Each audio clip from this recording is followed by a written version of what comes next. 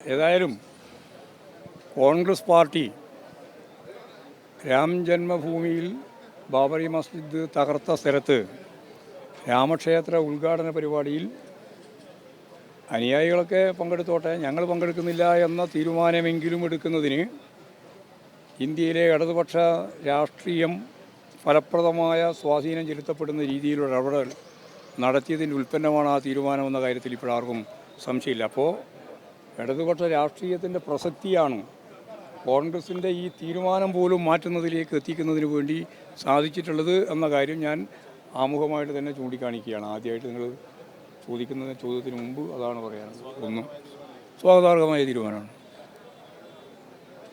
ഞങ്ങൾക്ക് തർക്കമൊന്നുമില്ല. അത് ഞങ്ങളെല്ലാം ആവശ്യപ്പെട്ടുകൊണ്ടിരിക്കുകയായിരുന്നല്ലോ.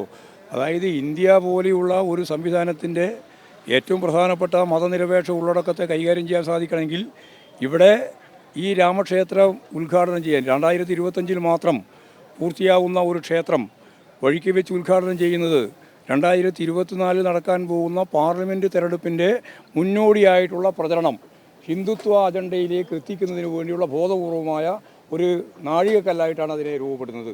അതിലേക്ക് പോയി ചാടുക എന്ന് പറയുന്നത് ആത്മഹത്യാപരമാണ് എന്നാണ് ഞങ്ങൾ പറഞ്ഞത്.